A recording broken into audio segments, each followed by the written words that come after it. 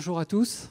Alors, on va commencer par remercier la Fondation France Répit pour nous donner cette chance de nous retrouver, d'échanger ensemble, de partager nos réflexions de façon un peu incontournable. On va commencer par mettre un coup d'œil dans le rétroviseur et regarder ce qui s'est passé depuis 2 ans, cette crise sanitaire qui a été synonyme pour beaucoup d'isolement, de solitude, parfois d'inquiétude, de détresse, d'épuisement, tout un tas de conséquences que vous, les uns et les autres, on a pu constater, mais peut-être pas seulement tous ces aspects négatifs. Et d'ailleurs, qu'en est-il vraiment? Alors, pour y répondre, on a la chance d'avoir avec nous 4 représentants d'organisations qui ont mené des études pendant la crise sanitaire pour essayer de mieux comprendre quelles en étaient les conséquences, les impacts, et en quoi finalement, vous savez, en sociologie, la notion d'épreuve, elle a un double sens. À la fois, l'épreuve, c'est la sanction, c'est la barrière à passer, c'est l'examen qu'on passe qui délivre une preuve de quelque chose. Et puis à la fois, c'est une expérience que traverse l'individu et qui le change, qui le transforme. Alors, qu'est-ce que cette crise sanitaire nous apporte comme preuve sur, pas seulement le rôle des aidants, ça on le connaît très bien, mais sur ce que le soutien, les aides qu'on leur apporte peuvent avoir comme effet, et puis comment les aidants sont-ils sortis transformés de cette crise sanitaire? Voilà un peu la double interrogation qui va nous animer dans cette table ronde. Alors, pour commencer, donc nous allons avoir des présentations de 4 études. La première, Sigrid Brisac, directrice de l'association ASBL Proches Aidants de Wallonie. Vous avez réalisé une étude sur les proches aidants et le confinement, dont vous allez tout de suite nous parler. Nous aurons ensuite une présentation de Céline Bouillot, chargée de mission aidants familiaux à l'UNAF et représentante du SIAF, le collectif interassociatif des aidants familiaux, qui a réalisé et a contribué à une étude sur les impacts du confinement. Nous poursuivrons avec l'étude réalisée par Romaret, psychiatre au centre hospitalier Le Vinatier, sur les impacts du confinement, sur les accompagnants de personnes vivant avec des troubles psychiques. Et puis enfin, nous aurons la présentation de Marie-Jeanne Richard, présidente nationale de l'UNAFAM, qui a réalisé un baromètre et également des études sur le confinement. Et puis pour donner un peu de distance, de recul, de mise en perspective de ces travaux, nous aurons un regard extérieur, celui d'Alain Villez, président des Petits Frères des Pauvres, mais qui est également un observateur de plus de 30 ans de toutes les politiques en matière d'accompagnement à l'autonomie. Donc on aura toute son expertise à notre service. On va commencer avec vous, Sigrid Brisac. Vous allez nous présenter les résultats de votre étude. Alors, je vous invite à prendre un micro. Et puis, je crois que là, vous avez la petite flèche pour passer les slides. Voilà. Allô, allô. Alors.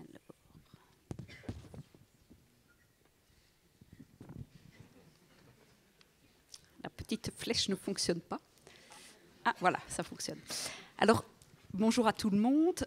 Et donc, en effet, je suis Sigrid Brisac et je suis directrice de l'ASBL Aidants Proches en Wallonie. Alors, notre pays en Belgique est un petit peu particulier et donc c'est vrai qu'il y a des associations en région wallonne, en région bruxelloise et en Flandre.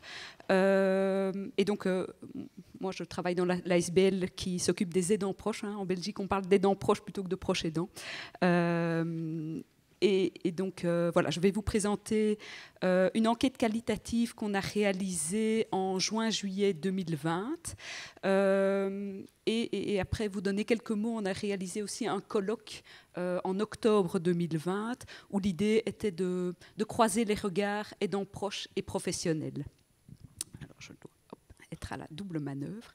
Alors, cette étude quantitative, en fait, elle est le fruit d'une opportunité. Une haute école en Flandre avait réalisé une enquête avec une association aidants proches flamande et nous a proposé de travailler ensemble à la traduction de cette enquête et de la diffuser en Belgique francophone.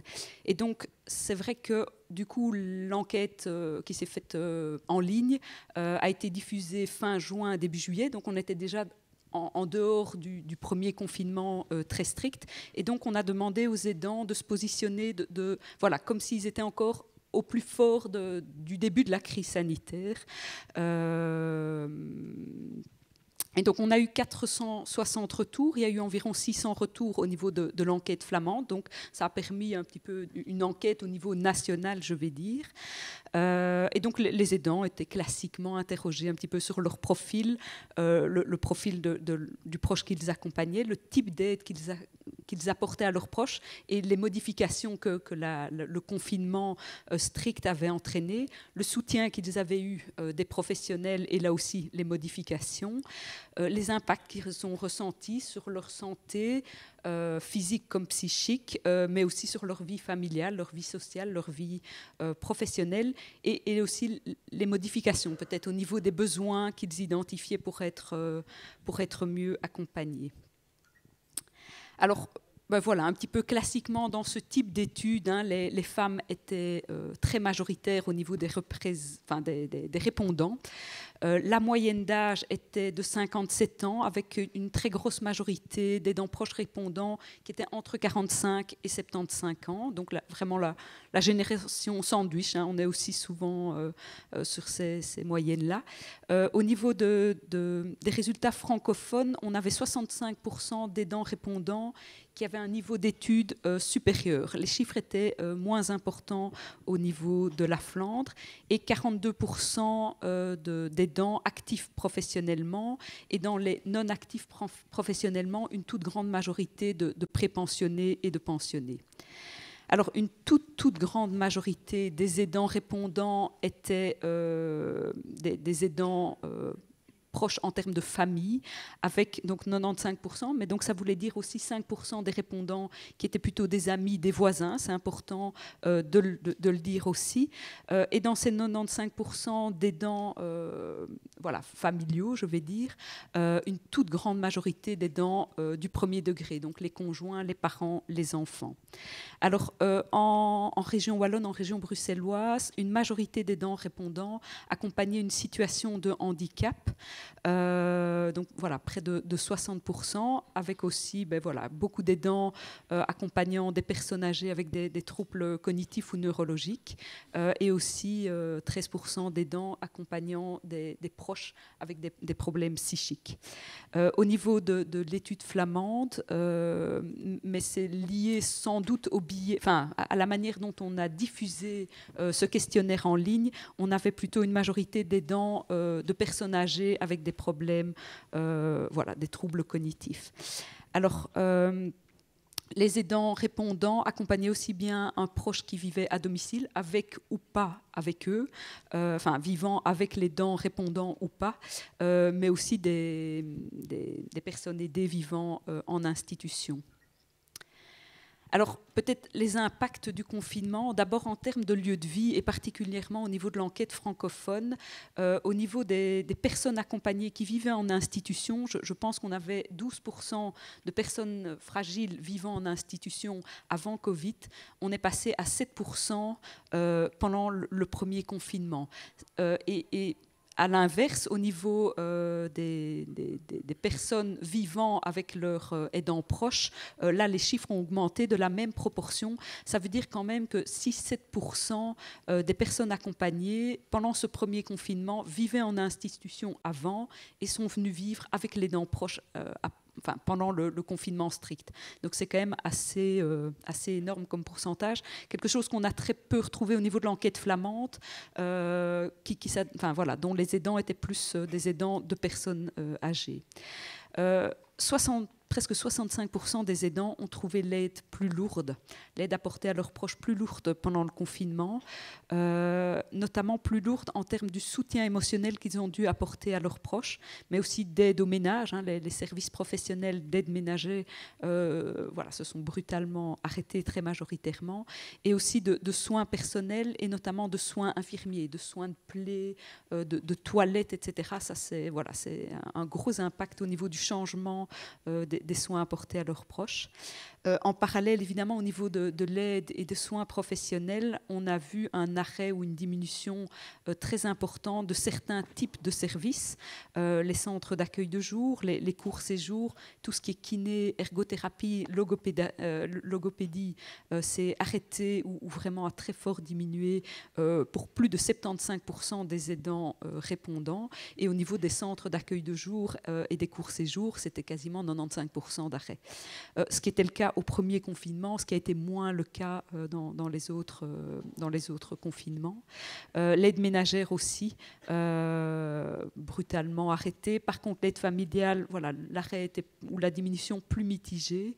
Et notamment au cours de notre colloque, le bémol qu'on a pu apporter en croisant les regards des professionnels, c'est qu'au niveau des aides familiales, les professionnels ont pu nous dire que majoritairement, ce n'est pas eux qui ont décidé l'arrêt ou la diminution, ce sont les aidants ou les bénéficiaires d'aide à domicile, qui évidemment, au vu des messages transmis dans les médias, ben voilà, étaient très stressés à l'idée de contaminer leurs proches. Donc là, c'est un regard croisé intéressant.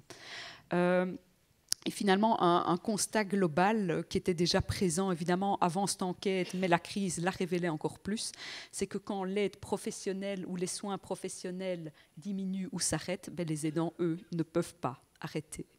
Et donc, finalement, ils sont vraiment le pilier de notre système de santé, on l'a déjà dit ce matin.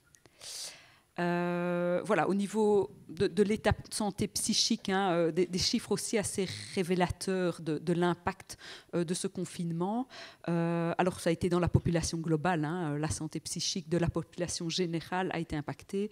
Mais voilà, ici, on a les chiffres au niveau des aidants. Un tiers des aidants qui nous disaient aussi lors de cette enquête qu'ils pensaient qu'ils ne pourraient plus assumer l'aide à son proche que très difficilement ou difficilement. Donc ça, c'est aussi très interpellant. Et l'impact aussi sur la vie familiale, la vie sociale, la vie professionnelle a été très importante pour les aidants pendant ce premier confinement. Alors, le 1er octobre, donc on a, dans une fenêtre avant le deuxième confinement, on a eu l'occasion de réaliser un colloque en présentiel qui a permis donc, ce croisement de regards. Alors, toutes les statistiques de l'enquête quantitative et les actes du colloque sont disponibles sur notre site internet. Donc je ne vais pas aller beaucoup plus loin aujourd'hui. Mais voilà, c'est vrai que peut-être dans la suite des questions-réponses, j'aurai l'occasion d'apporter aussi voilà, des pistes de réponse par rapport à ça. Je pense que c'est tout. Voilà. Aussi, comme on l'a dit ce matin, cette crise a entraîné des aspects positifs aussi, des révélations pour certains aidants, et notamment des constats de beaucoup de parents dont le proche, l'enfant, mais parfois enfant adulte en situation de handicap, est hébergé dans une structure spécifique.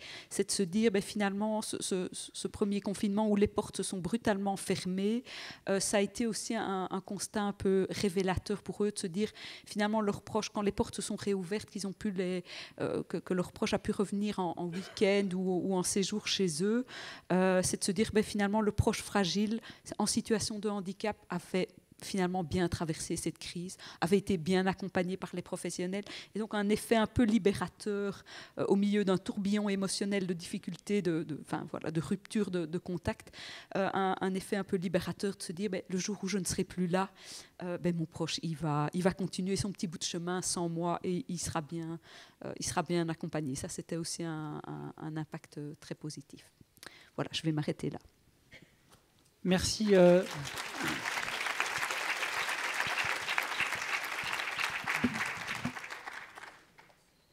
Merci Sigrid Prisac de partager avec nous les résultats de votre étude. Alors je retiens entre autres que 2/3 des aidants que vous avez questionnés estimaient avoir une charge de l'aide plus lourde pendant le confinement. Et je me tourne vers Céline Bouillot. Alors vous avez réalisé une étude avec le SIAF. Est-ce que vous êtes parvenu à cette même conclusion ?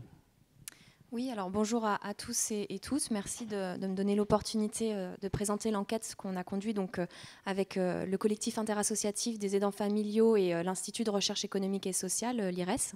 Et effectivement, ce que je vais vous présenter, on va retrouver des résultats assez proches de ce que Sigrid nous a présenté dans son enquête.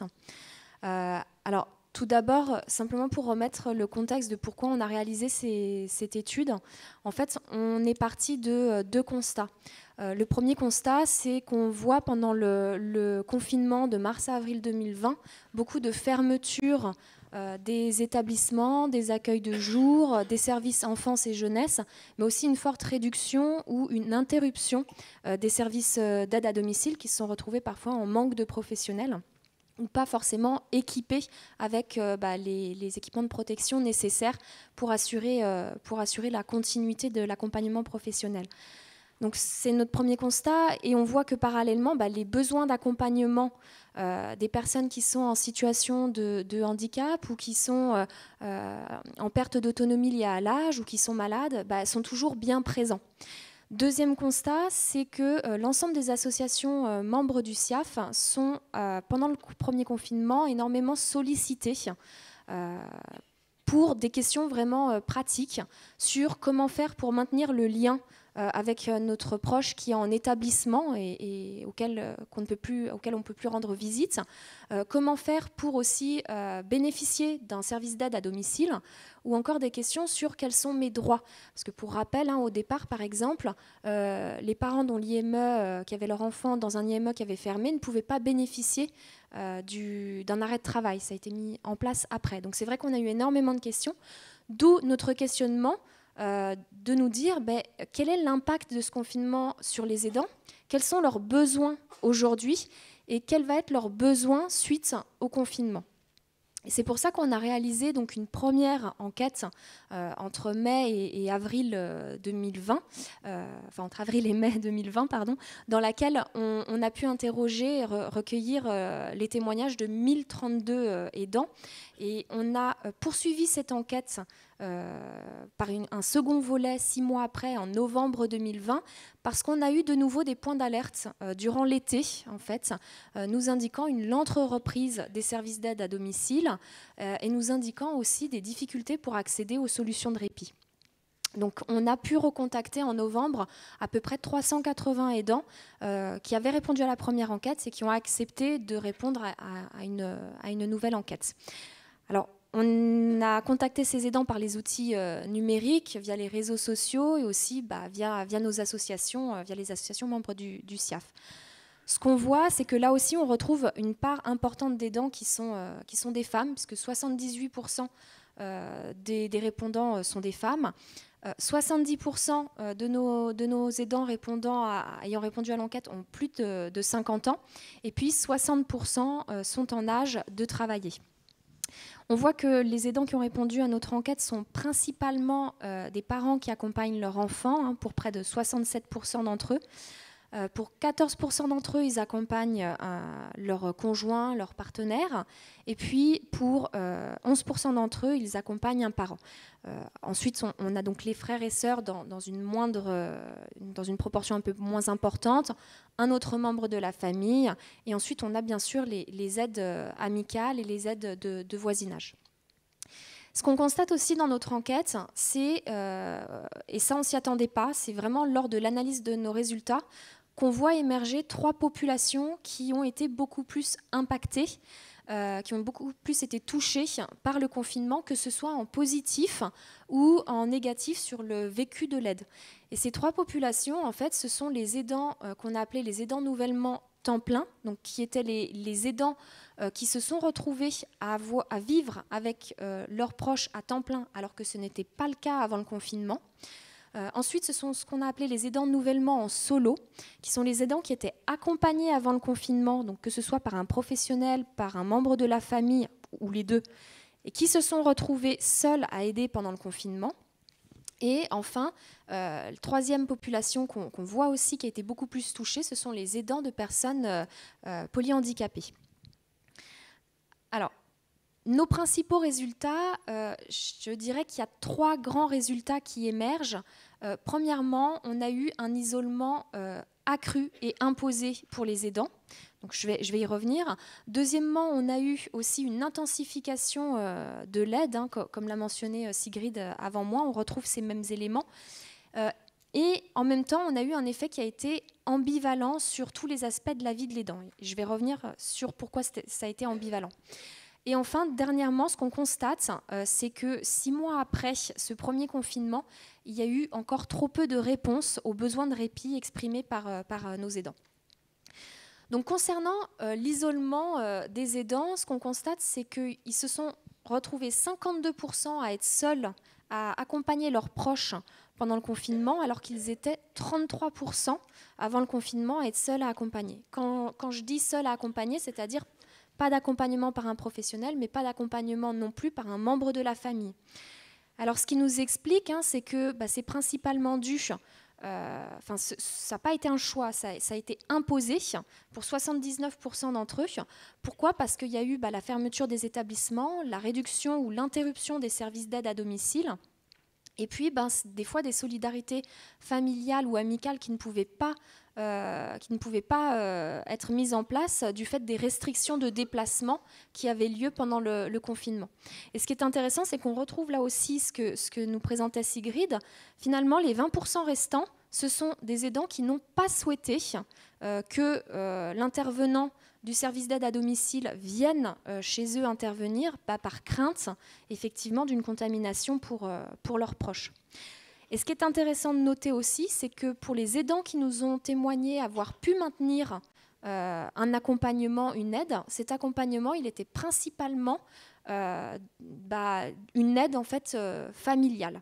Et là, j'aimerais vous donner un témoignage justement d'une maman qui accompagne son enfant qui présente des troubles psychiques et qui nous dit, je cite, « C'est sa sœur de 14 ans qui assure sa surveillance quand nous sommes au travail la semaine. Il faut à côté que j'assure moi-même le travail scolaire selon les conseils envoyés par l'enseignant de l'IME. » Alors maintenant, concernant l'intensification de l'aide qu'ont connue les aidants, eh bien là, on a interrogé les aidants sur 17 types d'actes pour savoir s'ils les réalisaient plus ou moins qu'avant le confinement. Alors, sans être exhaustif, je vais pas vous lister la totalité des actes, mais c'est par exemple la surveillance, le soutien, l'aide à la rééducation, mais ça peut être aussi l'aide à la toilette, l'aide à l'élimination des selles et des urines, l'aide au déplacement, etc., etc. Et ce qu'on constate, c'est que l'ensemble de ces actes ont été davantage réalisés par les aidants. Et on voit aussi ce qui a été assez surprenant, en fin de compte, c'est de voir également que parmi certains de ces actes, il y avait des actes quand même qui peuvent être psychologiquement difficiles, à la fois pour l'aidant, mais aussi pour la personne qui l'accompagne. Et je pense notamment à l'aide à la toilette ou l'aide à l'élimination aux selles et aux urines, où plus de 50% des aidants nous ont déclaré les réaliser davantage qu'avant le confinement. Alors, les principaux actes qui ont connu pour plus de 80% on va dire une intensification de l'aide, c'est la surveillance, la stimulation par les activités et puis le soutien moral. Et on voit également que ces aidants nous témoignent avoir eu un impact en fait, de ce confinement sur leur ressenti. Et donc, 70% d'entre eux nous disent être davantage stressés qu'avant le confinement. 76% nous indiquent être davantage fatigués moralement. 73% nous indiquent être davantage fatigués physiquement. Mais ce qu'on voit aussi, c'est que 54% vont nous indiquer être plus proches de la personne qu'ils accompagnent, d'avoir pu bénéficier de moments de complicité. Donc, je voudrais là aussi vous partager deux citations, donc deux témoignages d'aidants. La première d'une aidante qui accompagne son conjoint, qui nous dit « Je me sentais déjà responsable pour tout, mais là, il est évident que si je ne suis pas là, que devient mon mari ? J'ai encore plus le sentiment de ne pas avoir le droit d'être malade, c'est insoutenable. » Ou encore une aidante de son enfant qui nous explique « Aujourd'hui, je n'ai plus le rôle de parent. je ne suis plus qu'un aidant et je suis fatigué. Donc ce qu'on constate également, c'est que ces effets, donc l'ensemble des effets que je vous ai présentés ici, négatifs ou positifs, ils sont encore plus importants pour nos 3 populations qu'on avait identifiées, les aidants nouvellement temps plein, les aidants en solo et puis les aidants de personnes en situation de polyhandicap. Alors, on a ensuite interrogé effectivement les besoins des aidants, à la fois pendant le confinement. On leur a demandé aussi de se projeter sur suite au confinement, quels seront leurs besoins. Et puis, de nouveau, 6 mois après, dans notre deuxième enquête, où ils en étaient, est-ce qu'ils avaient pu recourir aux solutions qu'ils pensaient solliciter à la fin du confinement. Et ce qu'on constate, et là c'est un chiffre qui est quand même qui nous a fait peur, c'est que 44% des aidants n'ont bénéficié d'aucune aide ou solution entre les 2 périodes de confinement. Et pourtant, à la sortie du confinement, 80% des aidants nous disent avoir besoin de solliciter principalement un retour de l'accompagnement par les professionnels ou avoir besoin de répit et de temps libéré. Et là aussi, je mentionne le terme de temps libéré à dessein, puisque, comme ça a été mentionné ce matin, ce n'est pas juste du temps pour soi, c'est aussi avoir du temps pour faire des démarches administratives ou avoir un accompagnement. Alors, pourquoi il n'y a pas eu ces sollicitations ? Eh bien, il y a principalement 2 freins au recours qui ont été identifiés par nos aidants, qui sont la lourdeur administrative pour 44% d'entre eux, et puis un reste à charge trop important pour 38% d'entre eux. Et là encore, je voudrais vous partager deux témoignages d'aidants sur ces 2 freins. Alors, une aidante de son enfant qui nous explique « trop de lourdeur administrative ». Pas assez d'écoute. Les démarches administratives d'aide doivent absolument être revues pour être moins chronophages et stressantes. Ou encore cette aidante de son père qui nous explique « Je ne ferai pas la demande pour mon père, même si le besoin est là, car tout cela a un coût et nous avons déjà la charge du coût de l'EHPAD pour ma mère. Nous n'avons pas les moyens financiers, car il y a toujours un reste à charge qui, même minime, est trop important pour nous. » Donc, pour conclure, je voudrais simplement vous dire que finalement, après avoir fait ces 2 enquêtes, ce qu'on constate, c'est que le besoin des aidants, que ce soit pendant le confinement, suite au confinement ou 6 mois après, on voit qu'il y a 3 besoins qui reviennent de façon systématique et importante. C'est tout d'abord un besoin de solution de répit et de temps libéré. Ensuite, un besoin d'écoute et de soutien moral. Et enfin, un besoin d'aide financière pour pouvoir réduire les restes à charge. Et alors, à quoi nous a servi cette enquête ? Eh bien, cette enquête, aujourd'hui, c'est ce qui a permis à notre collectif d'élaborer nos revendications pour les propositions pour les présidentielles, pour les élections présidentielles, et donc d'élaborer 5 propositions qui sont déclinées en 16 mesures. Donc, simplement pour vous dire les 5 propositions, principalement, premièrement, poursuivre l'amélioration du congé proche aidant. Deuxièmement, pouvoir garantir des revenus décents aux aidants familiaux et aux proches aidants durant la retraite. Troisièmement, garantir l'accès réel à des solutions de répit. Quatrièmement, qui n'apparaît pas ici, qui est garantir l'accès aux droits. Et enfin, dernier point, qui est effectivement de reconnaître la place et le rôle des aidants familiaux dans la société. Merci beaucoup, Céline Bouillot.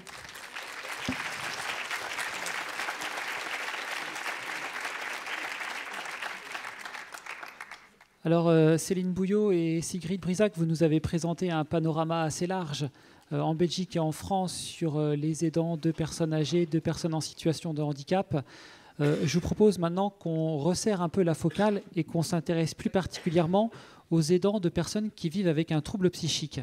Vous nous avez présenté, Sigrid, un résultat de votre étude nous indiquant que 35% des aidants que vous avez questionnés avaient un sentiment que leur état de santé psychique s'était dégradé.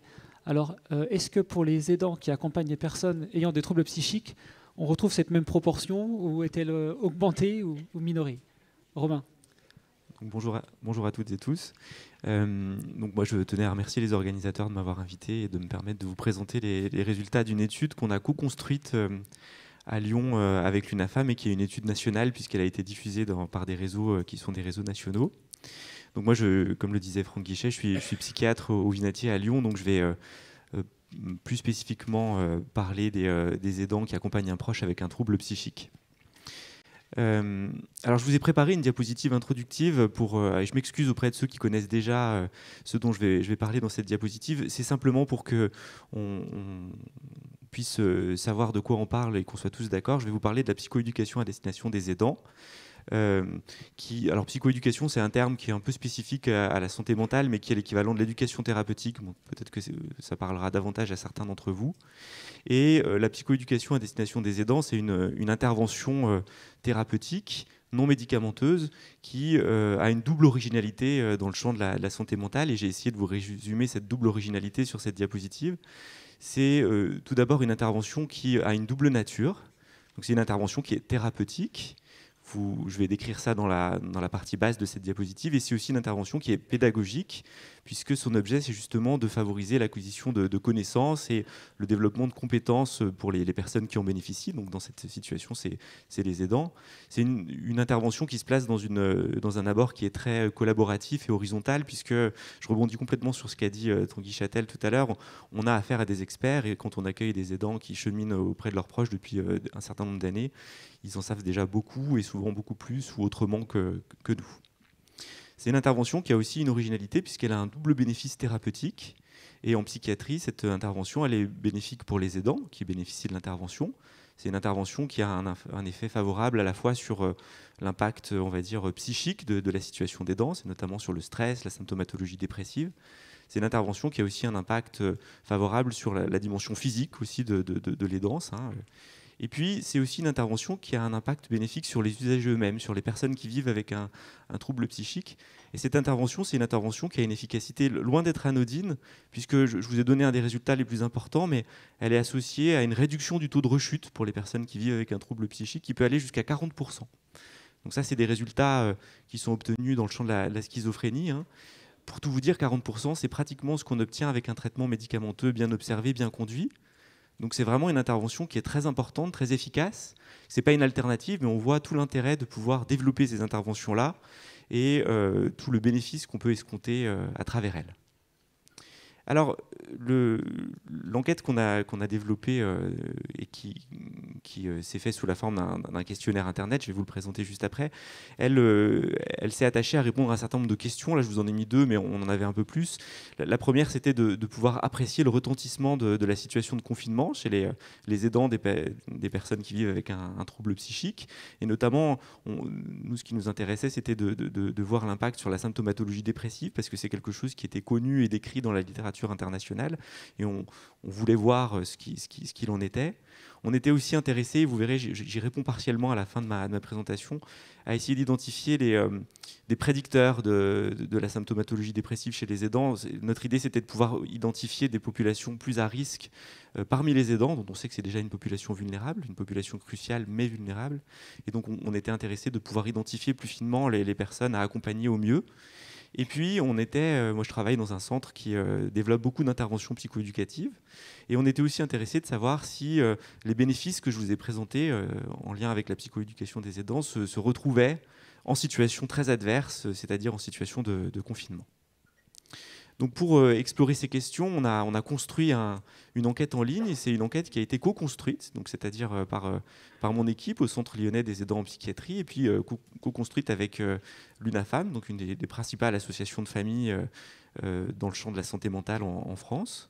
Et c'est une enquête qui a été construite localement, mais qui a eu une diffusion nationale, et donc qui a été distribuée à travers un certain nombre de réseaux associatifs, donc d'associations de familles en France, et aussi de réseaux de soins ou de fondations en psychiatrie ou en santé mentale. Je vous les ai fait figurer sur cette diapositive.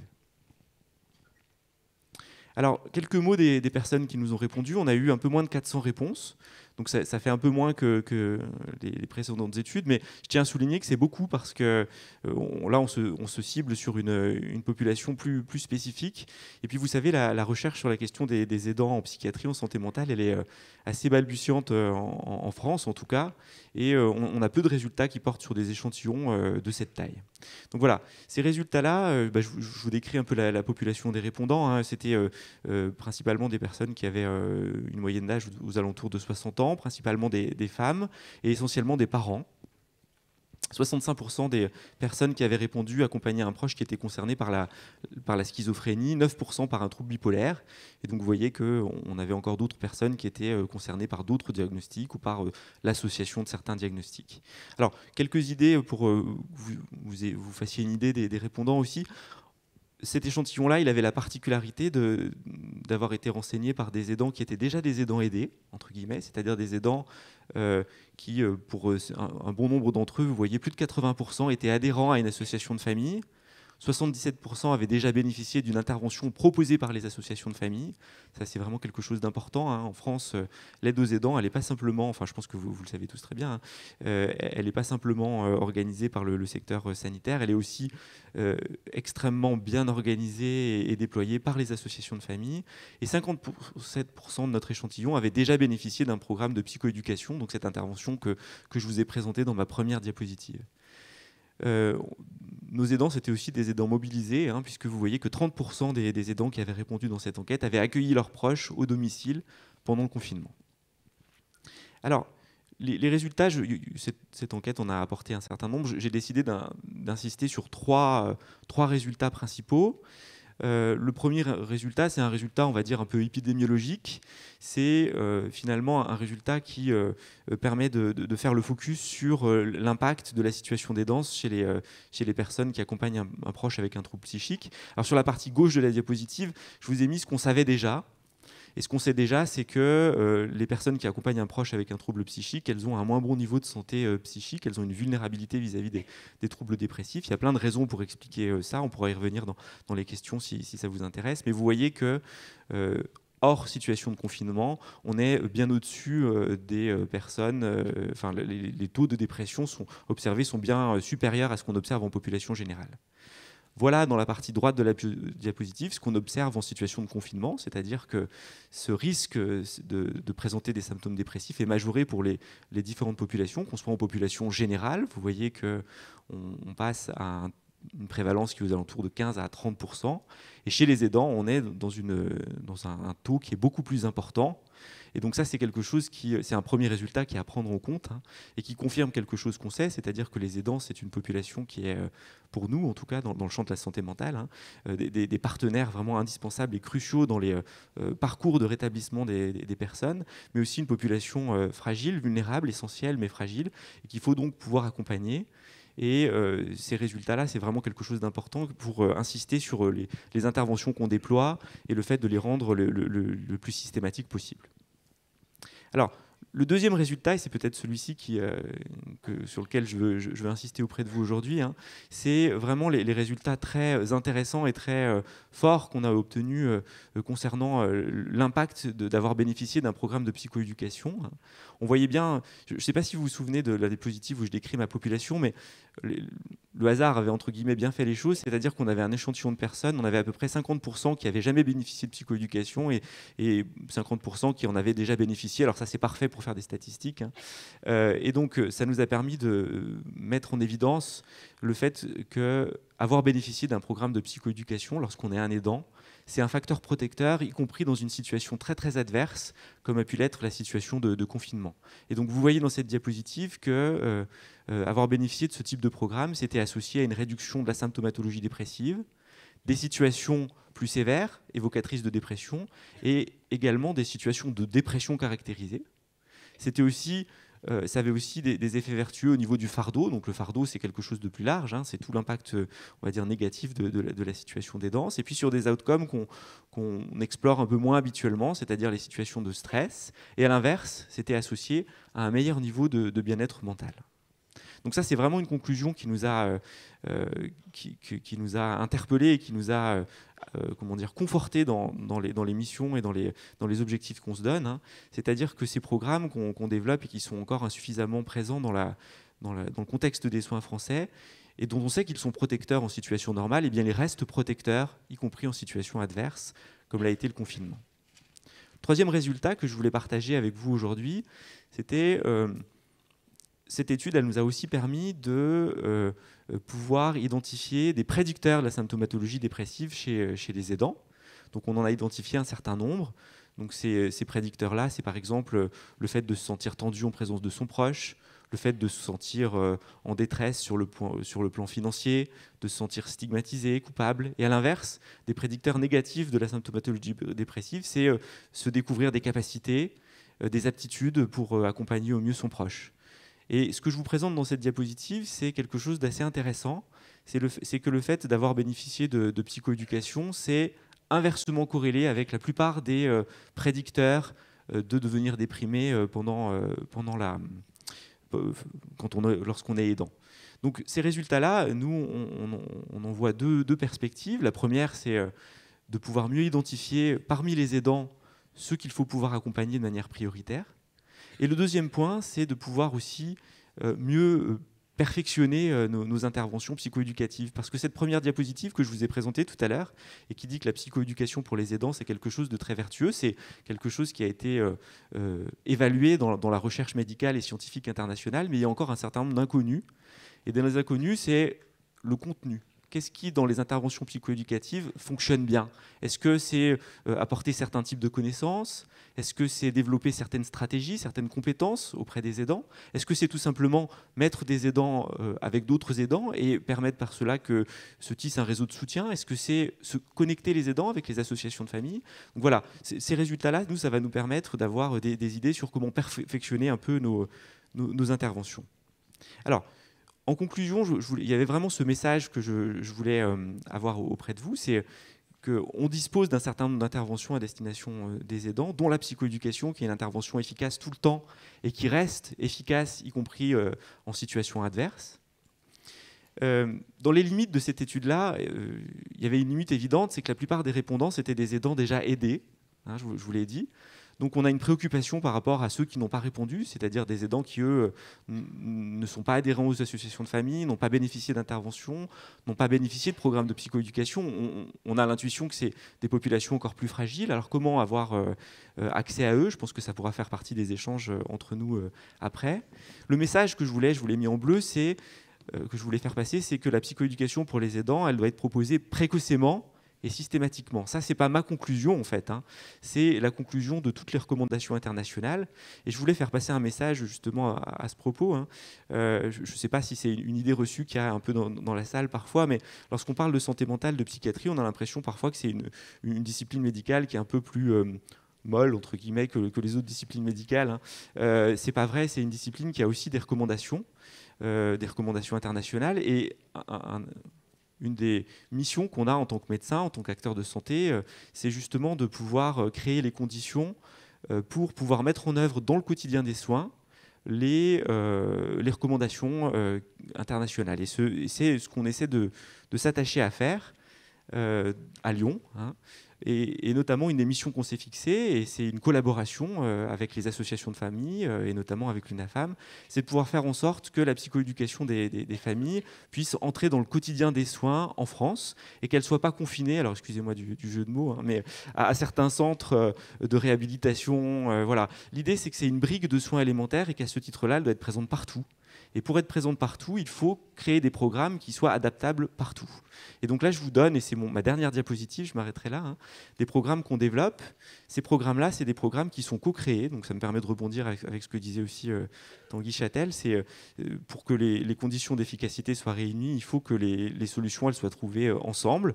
Et donc là, je vous donne deux exemples de programmes qu'on a créés récemment et qui s'adressent à tous les aidants qui accompagnent un proche avec un trouble psychique, y compris lorsque le diagnostic n'est pas encore porté, et on sait que dans le champ de la santé mentale, malheureusement, cette période de temps, elle peut être longue. Et c'est des programmes qui sont co-créés, qui sont co-animés et qui sont co-organisés. et qui peuvent être mis en place partout, c'est-à-dire dans des grands centres, dans des CHU riches, entre guillemets, à la fois financièrement et en termes de compétences et de ressources humaines, et aussi dans des plus petits centres, c'est-à-dire dans des endroits où on a des équipes plus petites et où on n'a pas autant de temps pour les mettre en œuvre. Voilà. Bon, ben je crois que j'ai fini. Merci beaucoup, Romain Ray.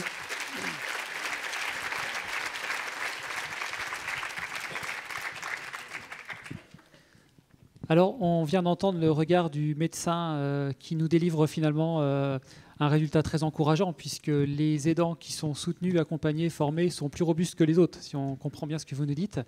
Donc, j'aimerais qu'on termine la présentation de ces études avec le point de vue des aidants eux-mêmes. Qu'en est-il des aidants qui accompagnent des personnes ayant des troubles psychiques? Quel est le regard qu'ils portent sur leur propre situation? Marie-Jeanne Richard, vous êtes présidente nationale de l'UNAFAM. Vous avez piloté deux travaux d'études qui ont été réalisés. Pouvez-vous nous expliquer un petit peu ce que vous avez appris? Merci de nous donner la parole. Donc moi, effectivement, je parle d'un point de vue d'une association qui accompagne 15 000 familles adhérentes sur toute la France. Et je parle aussi avec ma spécificité, qui est que je suis moi-même effectivement aidante de 2 personnes ayant des troubles psychiques. Donc, quelques rappels du contexte et des spécificités auxquelles ont été confrontées les personnes, les aidants des personnes qui accompagnent des personnes qui vivent avec des troubles psychiques. D'abord, la fermeture des lieux de soins en ambulatoire. Donc, ces aidants ont été soumis à une charge mentale grande face au risque de rupture de soins et face au risque de décompensation. Ces aidants avaient relativement peu accès à des dispositifs d'accompagnement. Très souvent, les personnes en situation de handicap psychique n'ont pas d'accompagnement et donc elles étaient très seules. Ceux qui avaient un accompagnement, donc les établissements sociaux et médico-sociaux, étaient fermés. Pas de visite, pas de sortie. Et n'oublions pas non plus que les écoles ont fermé, ce qui a amené les mineurs qui vivaient avec des personnes ayant des troubles psychiques à être confrontés directement avec la maladie. Donc, isolement de la personne vivant avec des troubles psychiques et isolement de ses aidants. Le constat qui a été fait vraiment sur toute la France, pour nous, c'est une sidération. Et donc, contrairement à ce qu'on aurait pu attendre, il y a eu une diminution des appels sur la plateforme Écoute Famille, dans lequel nous avons des psychologues cliniciens, et puis également diminution des appels dans les différents lieux de proximité où les délégations accueillent les familles.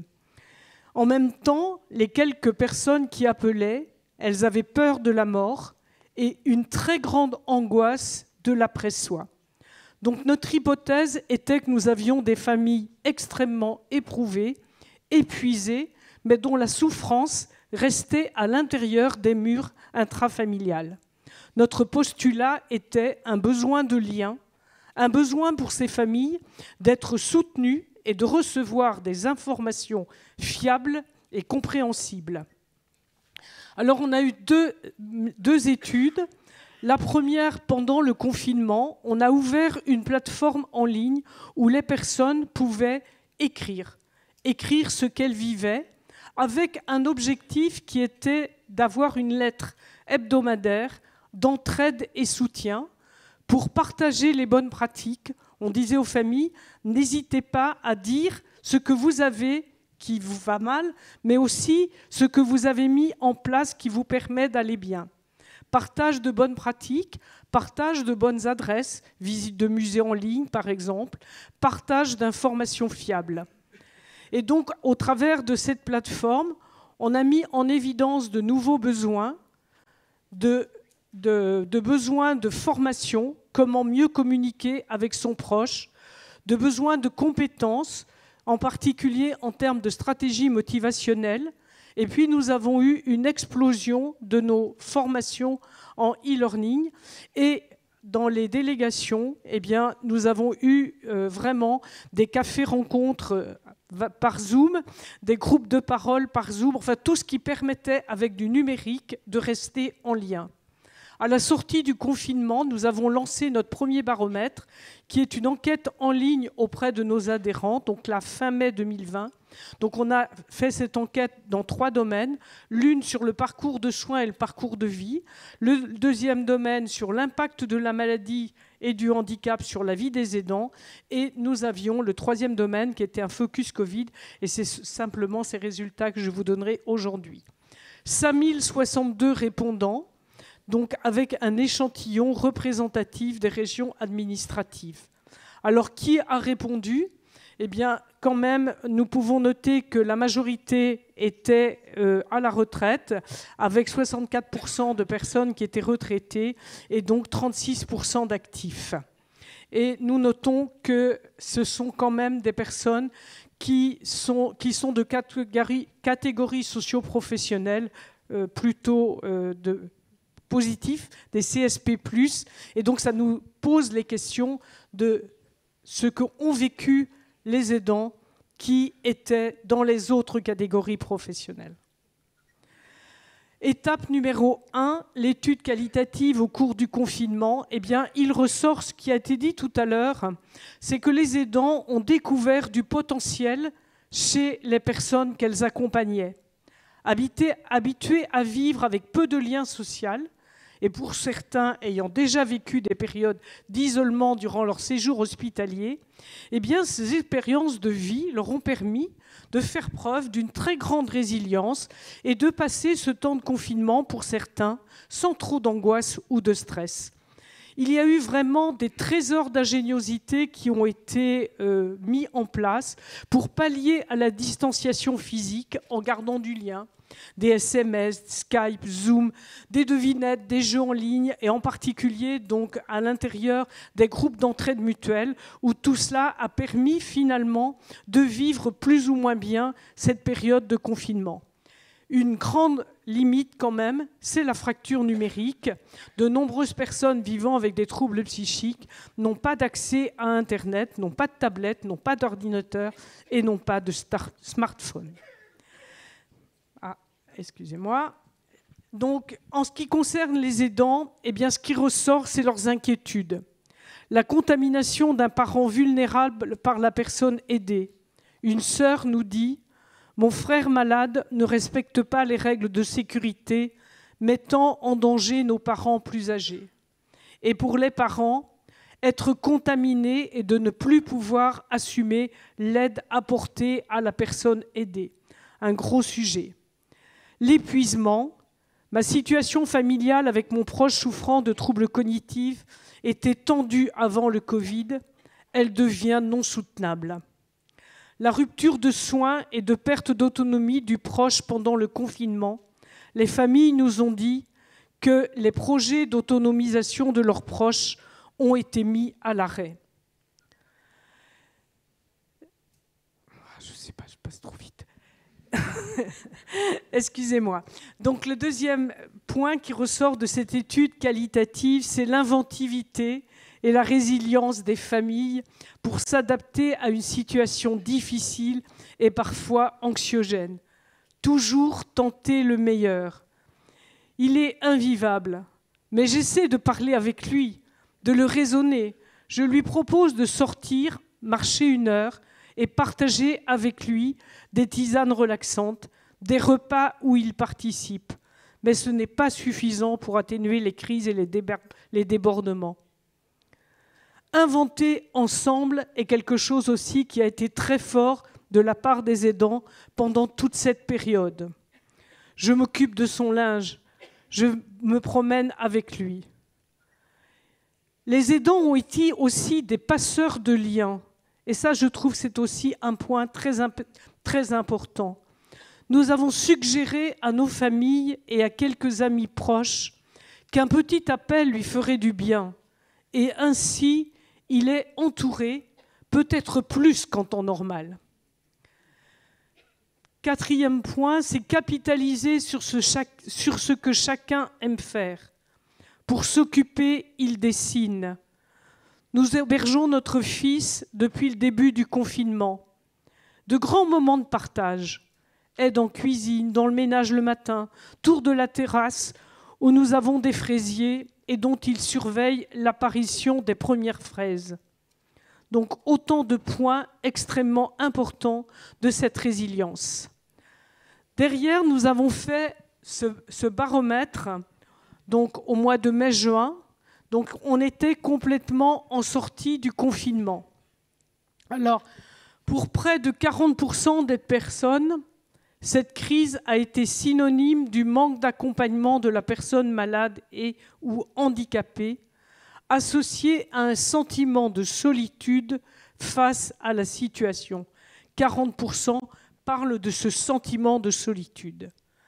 Près de 30% mettent en avant le manque de communication du secteur médical et le manque d'informations claires. Néanmoins, un certain nombre, alors j'arrive pas à lire de mon côté, je suis désolée, un certain nombre mettent quand même qu'il y a eu, et c'est important de le dire, une amélioration des échanges entre les soignants et les familles pour 13% d'entre elles. Et ça, c'est un point qui nous paraît aussi important à continuer. Ce premier baromètre de l'UNAFAM a amené aussi à mettre en évidence ce qui s'est passé pendant ce confinement. Mon enfant proche malade est revenu chez moi dans 20% des cas et 10% disent qu'elles ont appréhendé ce retour. Le patient a vécu des phases de décompensation sévères pour 22% des cas. Une personne sur deux juge ne pas suffisamment, si ce n'est pas du tout, avoir trouvé de soutien. Mais quand elle en a trouvé, on voit le rôle de l'entourage. Pour 42% d'entre elles, c'est l'entourage qui a été ce soutien autour de soi, et pour 20%, le secteur médico-social. Est-ce que le patient, lui, a trouvé du soutien? De la réponse des familles, pour 67% des cas, oui, le patient a trouvé du soutien. 46%, ce soutien est venu de l'entourage. 30%, ce soutien est venu des soignants. Et pour 20%, ce soutien est venu du secteur médico-social. Pour conclure, nous noterons ici l'importance du réseau d'entraide. Ce réseau d'entraide permet de faire face à l'isolement, permet de faire face au découragement et de trouver du soutien. Nous avons noté cette insuffisance de dispositifs d'accompagnement. Quand ce dispositif existait, vraiment les familles ont trouvé qu'il était une aide. Malgré l'hétérogénéité des réponses apportées par le sanitaire, ce que l'on peut noter, c'est qu'il y a eu quand même un développement de la pratique du aller vers et des visites à domicile que toutes les familles ont souligné, avec une meilleure reconnaissance du rôle de l'entourage et de renforcer ce lien avec les familles. Importance des coopérations territoriales et de la complémentarité sociale, médico-sociale et sanitaire. Quand les établissements ferment sans concertation avec le sanitaire, cela met en difficulté les familles et les soignants. Et je voudrais terminer en disant que les grands oubliés de cette crise ont été les mineurs qui vivaient au foyer de personnes malades non stabilisées. Merci.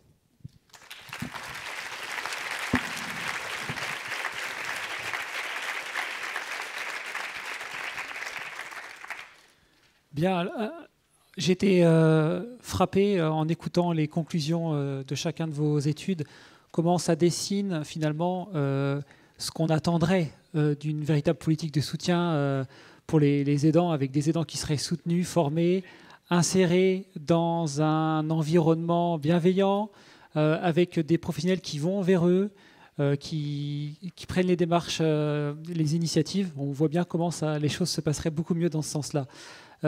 Alors, on va prendre un peu de perspective sur ces résultats avec vous, Alain Villez. On vous connaît, vous êtes président des Petits Frères des Pauvres. Et votre combat, à vous, c'est plutôt l'isolement des personnes âgées, donc les personnes chez qui il n'y a peut-être pas de proches aidants. Alors, la première question qu'on aimerait vous poser, c'est quel regard vous portez sur ce rôle des proches aidants? Est-ce que vous les trouvez semblables aux bénévoles des petits frères des pauvres qui interviennent? Est-ce que c'est très différent? Comment vous voyez leur rôle dans cette solidarité? Oui, bon, merci de bien vouloir m'accueillir dans cette table ronde. Suite aux exposés qui ont été faits sur les études d'impact de la crise sanitaire sur la vie des aidants, et je crois que c'était intéressant de bien illustrer l'ensemble de la vie quotidienne. Et j'ai été frappé, moi aussi, par retrouver quand même bien des aspects que nous avons pu nous observer sur les baromètres et les enquêtes que nous avons publiées, puisque nous venons en octobre dernier, de publier notre nouveau baromètre de l'isolement et de la solitude des personnes âgées, et qui faisait suite aussi à 2 études, une plus quantitative et une plus qualitative, notamment menée en collaboration avec le Cercle Vulnérabilité et Société, sur l'impact de la crise sur la question de la solitude des personnes âgées. Donc effectivement, alors, première dimension, je voudrais quand même rappeler peut-être brièvement, parce que gentiment vous dites on vous connaît, peut-être que tout le monde me connaît. Donc je me présente, je suis Alain Villès, donc président de l'association Les Petits Frères des Pauvres, qui est, pour ceux qui ne le savent pas, non pas la branche masculine des Petites Sœurs des Pauvres, qui sont une congrégation religieuse honorablement connue sur la place, notamment dans le domaine de la gestion des EHPAD. Non, nous sommes une association qui a été créée en 1946, et dont la vocation première était de lutter contre l'isolement et la pauvreté des personnes âgées dans la période de l'après-guerre, où effectivement les préoccupations majeures n'étaient pas celles des conditions de vie des personnes âgées. Donc notre intervention consiste essentiellement à nous engager dans une relation singulière entre bénévoles et personnes âgées accompagnées, dans une relation fraternelle et amicale. Donc on se situe essentiellement sur le lien social, hein. Et justement dans l'objectif de redonner une place finalement dans la société à ces personnes que nous accompagnons par ces visites, ces activités en commun et ces temps forts que nous vivons, notamment au moment des vacances. On a beaucoup milité pour le droit aux vacances des personnes âgées dès l'après-guerre, donc et également au niveau de Noël, donc période qui est festive, familiale par essence, où il nous semble que la question de l'isolement doit être prioritairement mis en avant. Donc, alors, juste un chiffre, nous accompagnons donc dans ces conditions quelques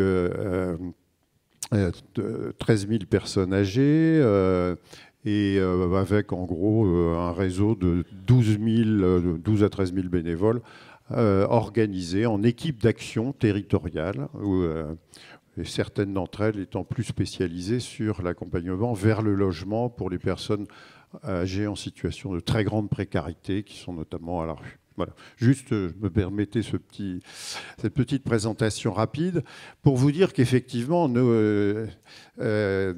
par rapport aux considérations qui sont les vôtres sur la situation des aidants au sortir de cette crise, je reviendrai sur, d'ailleurs, ce qu'on retrouve dans l'intitulé de la loi de 2015 qui avait été évoqué tout à l'heure, on parle de proches aidants. Alors, j'ai noté que vous parliez tout à l'heure d'aidants proches. Alors, moi, je jouerais volontiers de cette présentation. Nous, on se situe plutôt du côté de proches qui ont un rôle d'aidant dans la mesure où ils sont engagés dans une relation. Alors, c'est une relation qui n'est pas d'aide au sens où on l'entend, au sens d'une aide matérielle, d'une aide soin, puisque nous, nos bénévoles ne sont pas là pour suppléer les professionnels, et au contraire, ils sont là pour apporter la dimension que les professionnels n'ont pas ni le temps, ni les moyens, ni la vocation, d'ailleurs pour certains d'entre eux, d'assurer, c'est-à-dire de redonner cette place dans la société par le fait que la communauté se tourne vers ces personnes isolées pour les y aider. Donc, pour nous, finalement, moi, quand je vous écoute, j'ai envie de dire, mais nos bénévoles sont des proches.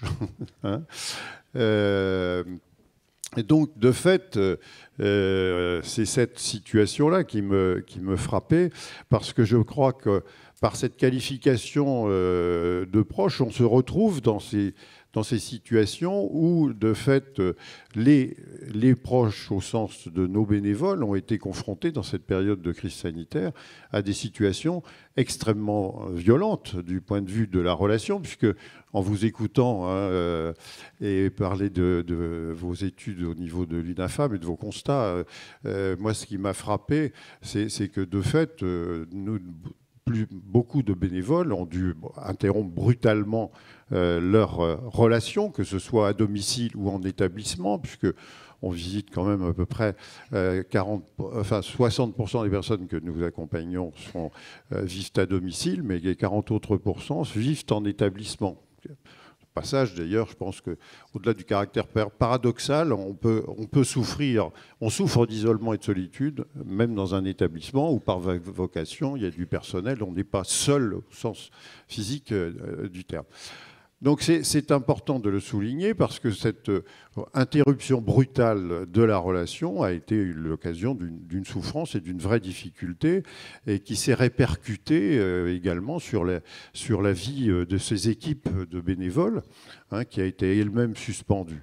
Alors je pense que à ce stade, et je crois que vous avez été plusieurs à le pointer, je crois qu'on ne dira jamais, on ne pourra jamais assez clamer les vertus au sortir de cette crise du numérique et du lien par le numérique, mais auquel je rajouterais le téléphone, moi, parce que finalement, alors ça peut paraître un peu ringard de parler du téléphone en pleine période, en pleine vague numérique, mais auquel je pense que malgré tout, pour bon nombre de personnes, le téléphone reste le lien le plus immédiatement accessible. Quoique, aujourd'hui, par la diffusion des téléphones portables notamment, quelquefois même, on se retrouve un peu en difficulté sur ce plan-là avec certaines personnes.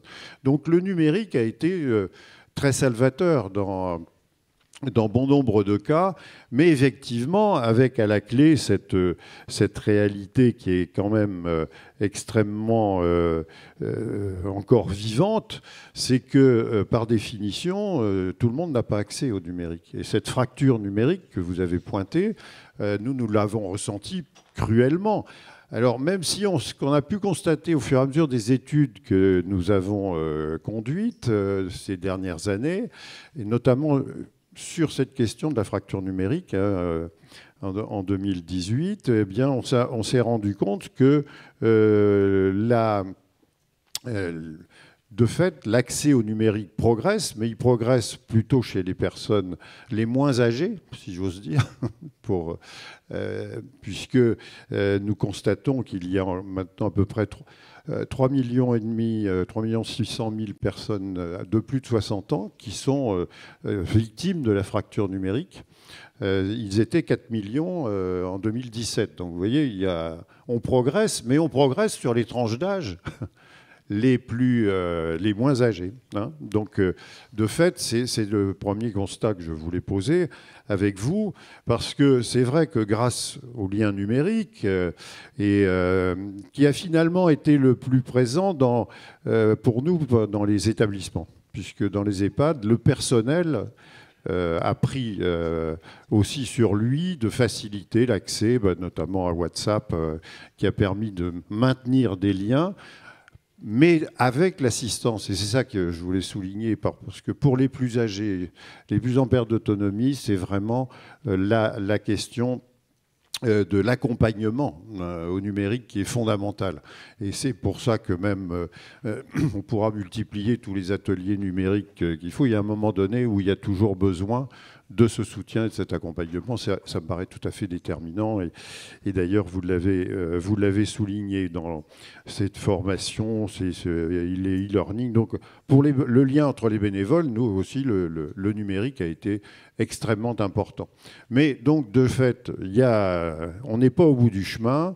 Et on est par ailleurs tout à fait engagé et impliqué dans l'action pas contre, mais enfin en demandant au gouvernement d'accompagner tout le mouvement de dématérialisation des démarches administratives notamment, qui sont une véritable catastrophe pour nombre de personnes en situation de précarité. Donc là, ça c'est vraiment le point sur lequel je voulais. Donc voilà un peu pour répondre à votre question. Hein, donc on est bien dans cette idée que, eh bien, de fait, nos bénévoles sont des proches, ils ont souffert de la crise, mais je pense qu'on a pu, par notamment ce numérique, maintenir un certain nombre de choses, maintenir l'essentiel, donc le lien, mais en même temps, je pense que je souhaite réaffirmer fortement que le lien numérique ne remplacera jamais le lien social. Hein, et donc ça, on peut cultiver toutes les illusions qu'on voudra. C'est pour nous l'essentiel, et cette relation qu'on entend nouer au quotidien avec les personnes âgées que nous accompagnons, nous sommes convaincus qu'elle doit passer par la visite en présentiel, pour reprendre maintenant cet adjectif qui fait florès. Hein.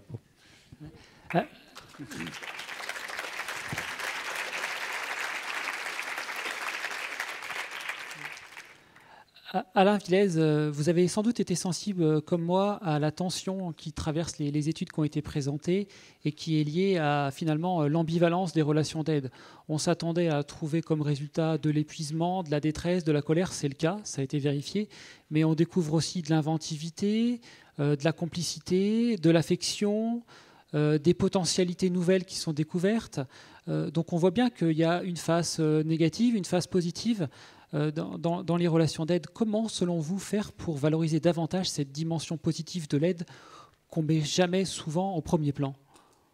Oui, alors, la crise a permis, d'une part, alors je l'évoquais rapidement avec le numérique, a contraint, nous, nos bénévoles, à être aussi inventifs dans les modes de relation. Alors ils l'ont vécu un peu douloureusement pour certains, parce que nous avons quand même à peu près 30% de nos bénévoles qui sont des retraités, des personnes âgées, donc qui ont été en situation aussi de rupture relationnelle, en situation de stigmatisation un peu de leur âge. Toute cette période qui a été très très mal ressentie, je crois que c'est tout à fait important de le souligner. Alors l'inventivité, elle a été donc dans le maintien du lien, ça c'est un point évident.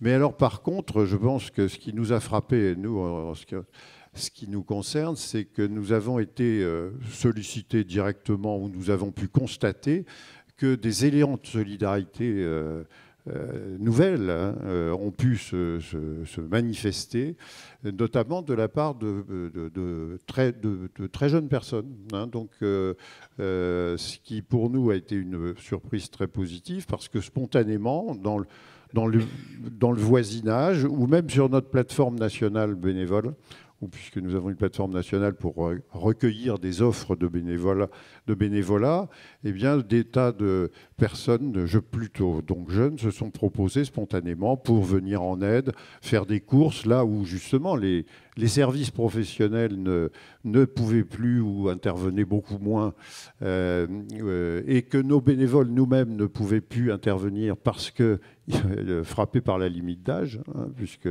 nombre d'entre eux avaient dépassé l'âge fatidique des 70 ans. Eh bien, donc, on s'est retrouvé dans cette situation assez paradoxale où je vous avouerai qu'on ne l'attendait pas spontanément, d'élan de générosité, de spontanéité pour aller faire des courses, pour rendre des visites. Alors c'était toujours sous prétexte, mais en tout cas, brutalement se positionner par rapport à ces personnes âgées isolées, dont finalement la crise sanitaire a été le révélateur pour un certain nombre de personnes. Un peu d'ailleurs, je ne peux pas m'empêcher, puisque vous avez bien voulu reconnaître que j'avais une quelque ancienneté dans le secteur, qu'en 2003, suite à la canicule, qui avait fait, je vous rappelle, quand même 15 000 victimes parmi les plus âgés, eh bien, c'était de fait le même élan qu'on avait pu observer, hein, et en réaction peut-être par rapport à un discours dominant où justement on avait alors en 2003, plutôt stigmatiser les familles en disant qu'en fait, si elles étaient décédées dans de telles proportions, c'est parce que les familles les avaient abandonnées, notamment pendant la période estivale. Enfin, bon, donc j'insiste pas, mais ce discours très culpabilisant, de fait, on ne le retrouvait évidemment plus aujourd'hui dans la crise sanitaire, et ça a forcé à cette imagination que j'évoquais, ces élans de générosité, mais qui se manifestaient. Alors ça a été pour nous une des difficultés, je ne vous le cache pas, parce que c'était un peu tout de suite, quoi. C'est-à-dire, en fait, on téléphonait, on se signalait sur la plateforme, on disait, bon, en gros, donnez-moi une personne âgée à aller visiter, mais pas dans 3 semaines, c'est ici et maintenant. Hein, donc, bon, alors c'est pas tellement dans nos pratiques, puisque comme je vous le disais, nous on s'inscrit plutôt dans la relation, dans la continuité, dans la fidélité. D'ailleurs, j'ai oublié de le mentionner, mais ça me paraît important. Personnes que nous accompagnons, nous nous engageons à les accompagner jusqu'en fin de vie. Ce qui était assez exigeant, vous l'imaginez bien, mais qui en même temps signe là une relation de confiance avec les personnes que nous accompagnons, parce qu'elles se savent en sécurité sur ce plan-là et très en attente.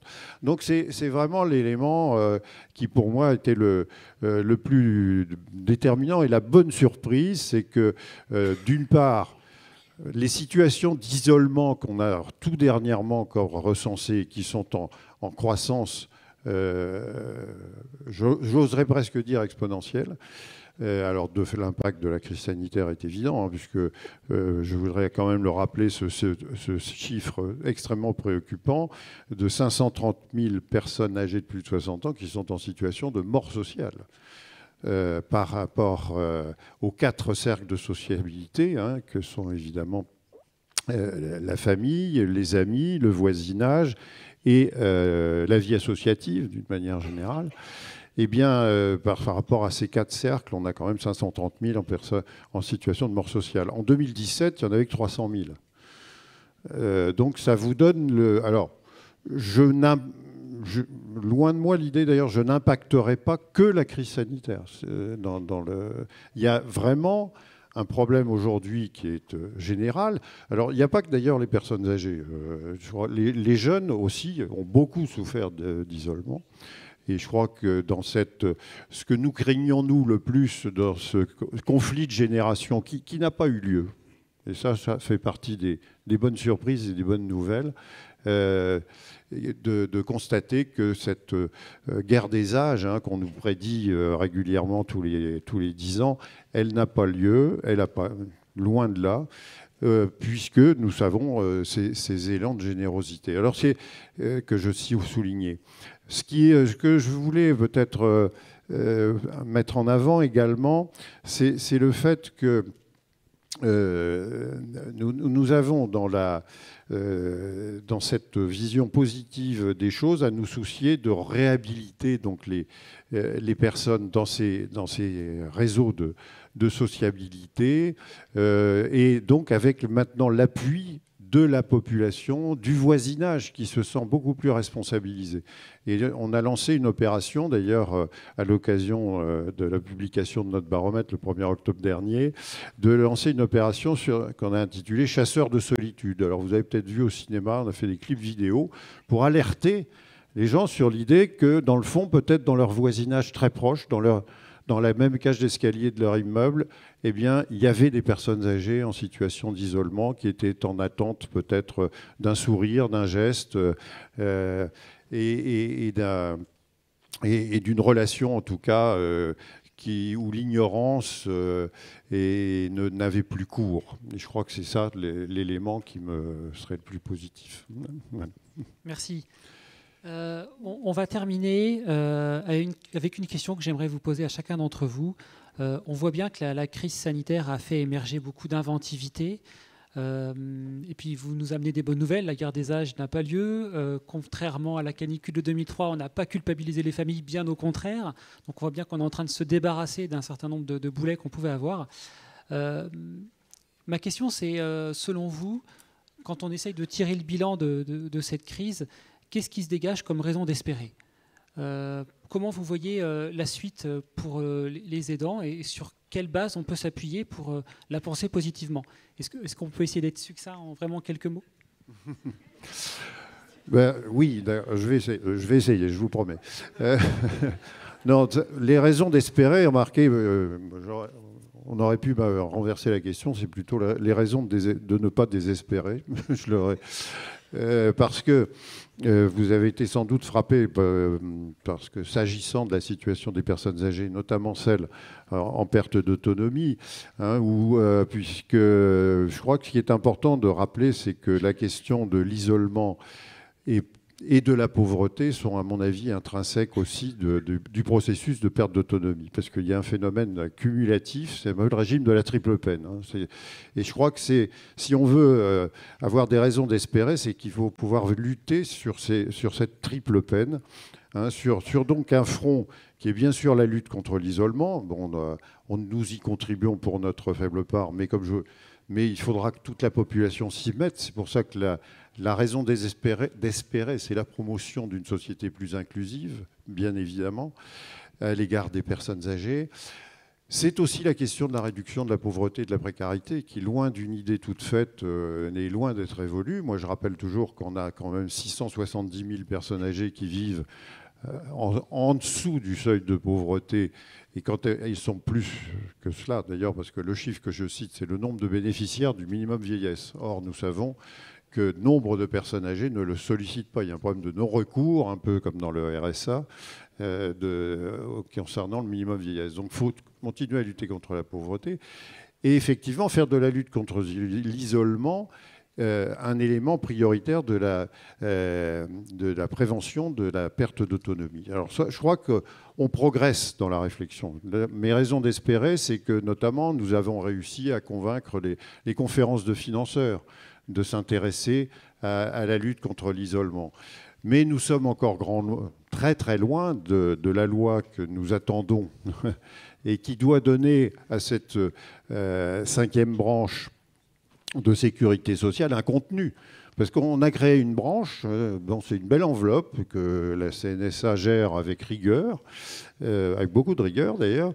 Et donc, de fait, ce que nous attendons, c'est qu'il y ait des moyens qui soient dégagés à la hauteur des ambitions et des nécessités, parce que ce n'est pas un cadeau qu'on demande, et que les personnes âgées demandent. D'ailleurs, c'est pour ça que, et pour moi, c'est une raison d'espérer, c'est dans la mesure où nous avons réussi à faire que des personnes accompagnées s'expriment à l'égard de nos candidats et à notre futur président de la République en faisant remonter leurs revendications. J'aime mieux vous dire que les points que je viens d'évoquer sont au premier chef présents. Il est temps que nous ayons donc une cinquième branche de sécurité sociale qui nous permet véritablement de mettre un droit à compensation des situations de handicap qui soient à la hauteur des besoins et qui prennent en considération la question de la lutte contre l'isolement, parce qu'on parle de l'allocation personnalisée d'autonomie en ce qui concerne les personnes âgées,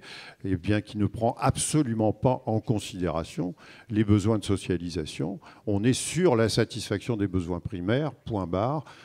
Donc le lien social, ce n'est pas à l'ordre du jour. Donc c'est sur tous ces fronts-là qu'il va falloir se battre. Un droit à compensation donc des situations de handicap, quel que soit l'âge, parce qu'on a toujours cette barrière des 60 ans qui existe. Alors je ne vais pas développer, parce que là, je vais être trop long. Voilà. Donc, vous voyez, ces raisons d'espérer, pour nous, c'est aussi le fait que maintenant, nous avons souhaité, à l'instar de nombreuses autres, et d'ailleurs, j'entendais que l'UNAFAM avait le même souci, c'est de faire parler les personnes âgées elles-mêmes en situation de précarité. Et croyez-moi, je suis membre du comité national de lutte contre l'exclusion, où il y a un 5e collège composé essentiellement des personnes concernées, puisque c'est comme ça que nous souhaitons les identifier.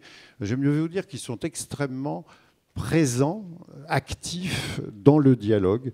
Et je crois que c'est ça aussi la raison d'espérer, c'est que les personnes elles-mêmes prennent la parole et occupent l'espace public. Voilà, merci. Merci. Alors Céline, quelles sont les raisons d'espérer ? Alors, plusieurs éléments pour le CIAF. déjà, la mise en place de cette stratégie Agir pour les aidants, pour nous, est un point de départ, puisqu'elle permet effectivement une prise en compte par les pouvoirs publics, un début de prise en compte par les pouvoirs publics de cette question et des problématiques que peuvent rencontrer les aidants. Et on espère qu'elle va pouvoir se poursuivre, puisqu'elle est censée se terminer cette année. Et puis, deuxième élément pour nous qui nous fait espérer, c'est quand même ces dernières années, depuis le 2019, on voit qu'il y a eu pas mal d'évolutions qui ont été mises en place, d'évolutions notamment sur le congé proche aidant, sur le montant de son indemnisation, sur le périmètre dont on attend encore les contours, sur également le déploiement accéléré des communautés 360 ou des plateformes de répit. Donc voilà, beaucoup de points de vigilance à avoir pour la suite. Merci Céline. Alors Sigrid, est-ce qu'en Belgique on partage cet enthousiasme? Alors c'est vrai qu'un point sur lequel on peut se réjouir, c'est si l'aidance a toujours existé, et je pense qu'elle existera toujours, c'est qu'on en parle davantage et qu'on a, au niveau des pouvoirs publics, en tout cas une prise de conscience qu'il est nécessaire de soutenir les aidants. Alors en Belgique, depuis septembre 2020, on a une loi nationale qui reconnaît les aidants, donc c'est une étape. Alors malheureusement, on n'a pas encore un plan national de soutien aux aidants, mais voilà, en tout cas, c'est une étape importante sur laquelle on a bataillé pendant 10 ans pour l'obtenir. Donc voilà, c'est vrai que depuis 10-15 ans, en tout cas, on se rend compte qu'on parle beaucoup, et ce congrès est illustratif, on parle des aidants, on se rend compte qu'il est nécessaire de les soutenir pour leur propre bien-être à eux, mais aussi pour le bien-être des personnes fragiles qui soutiennent. Donc voilà, ça c'est un levier positif. Il y a encore évidemment des enjeux. On n'est pas prêt de ne plus avoir de travail, je vais dire. Il y a encore des enjeux énormes à tous les niveaux. Mais en tout cas, voilà, il y a des étapes quand même qui se franchissent de prise de conscience et ben voilà, de moyens. On entend en France 400 millions, ça fait rêver.